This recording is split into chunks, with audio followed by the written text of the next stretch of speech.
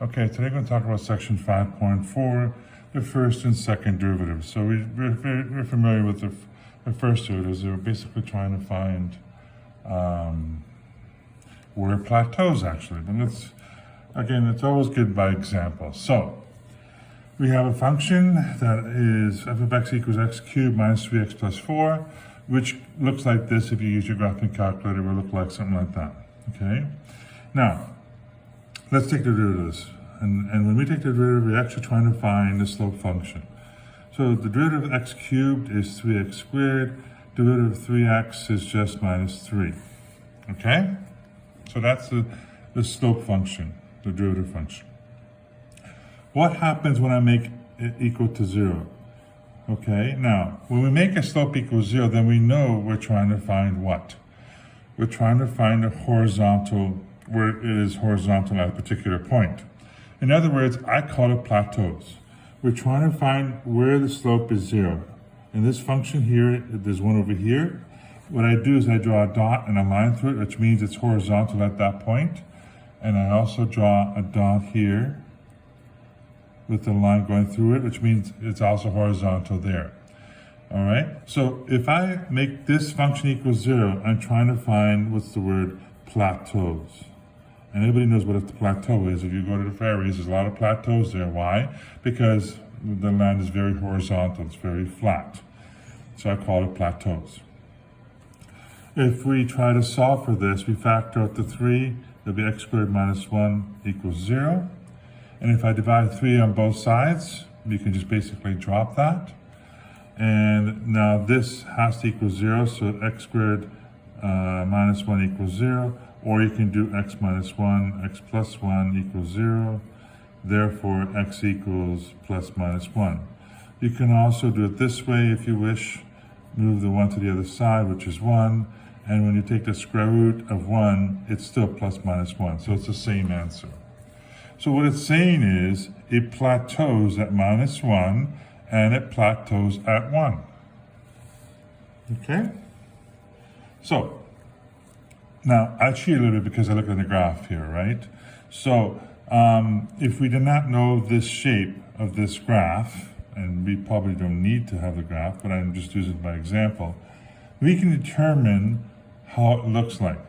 So, if I plug any point I want, let's say to the left of minus 1, okay, and using the slope function. So let's say using the slope function, I plug in not minus 1 because I know I get 0. I'm going to plug in, say, it doesn't matter. You can plug minus 2, you can plug in minus 5, what the heck, plug in minus 100. It doesn't matter because it's to the left of minus 1. It doesn't matter what value you put in. So when I plug that in into this equation here, it'll be 3 bracket minus 1 squared minus 3 equals. Now, you can punch this into a calculator and get some answer, but the thing is though, to be honest with you, I don't need to know what the actual value is. The only thing I care about if it's positive or negative. That's all I care about. So if I take minus 100 squared, it'll be positive, times 3 is 30,000, subtract 3, it's going to be positive. And what does it mean? The slope will be positive, as you see here. So everything to the left, the slope is positive.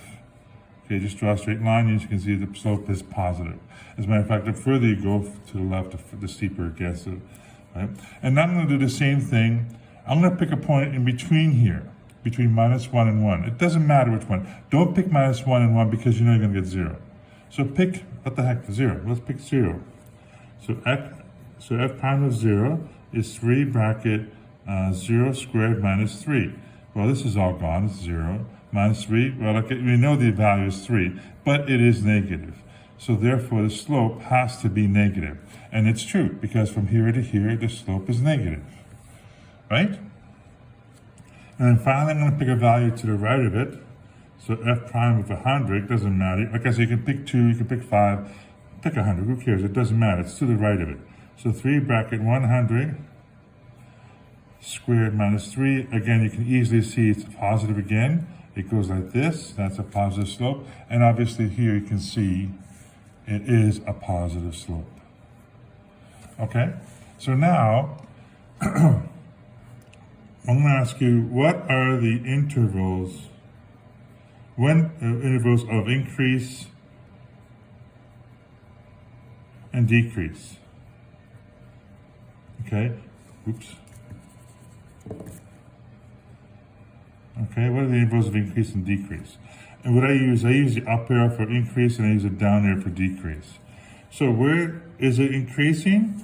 Well, just like I wrote down, it's increasing when x is less than -1. And see the function, it's increasing when x is less than 1. So we write down x is less than 1.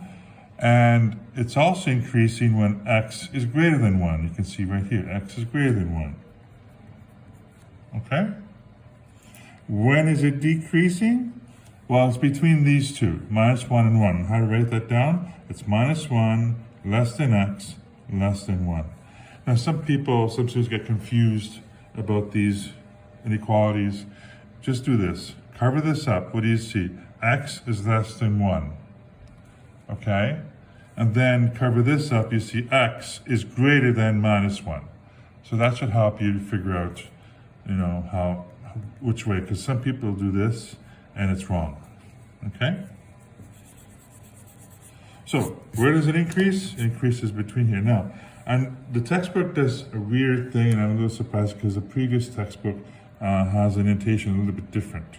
So, if I just give you a little heads up, if I have something like this, okay, let's just say, this is another example, okay? Let's say x2 is less than x minus 2 is less than 7. Another way to write this in a different notation, and I forgot what the name of it is, but another way to write it is that I'm going to put -2 here, and because it's less than, because it's less than or equal to, we use a square bracket, comma, where does it go to? 7, and because it's non-inclusive, we use a round bracket. So it will be x is an element of square bracket -2, so it means it's greater than or equal to -2, and where does it go to? It goes to 7, where x, and it's non-inclusive, so it's 7. So if I have another example, for example, let's look at this one here, for example. So x minus 1, another way to write it is x is an element of, now, it's non-inclusive, but it goes on forever to the left one. So we do a bracket minus infinity, comma, -1. Okay? Again, it's non-inclusive, so we put a round bracket. Now, this looks like a coordinate. It's a strange coordinate, but it's not a coordinate. It's telling you that it takes on the value between minus infinity and -1. And for this one, it will be, well, it starts at 1, and it goes to infinity like that. And again, round bracket because it's non-inclusive. If it was inclusive, if this was less, if it was x greater than or equal to 1, then you use a square bracket like this. Okay? Now, in terms of writing down infinities, you never write, this does not make sense at all. Like this, comma, or like this, comma. Square brackets don't make any sense because, again, infinity is not a number. Okay, so it approaches that. So what you do is if you want to take the whole thing like this is the same thing as saying x is an element of R. And it takes on all real values. Okay, and for this one, again, it's non-inclusive, so you can write it as -1, comma 1 like this. Again, this is not a coordinate, it's referring to a range. Okay, it's another way of writing this. And the textbook does it a little bit different, it's a little weird, I'm not sure, but anyway. So I'm going to stop here and then I'm going to show you another example, okay?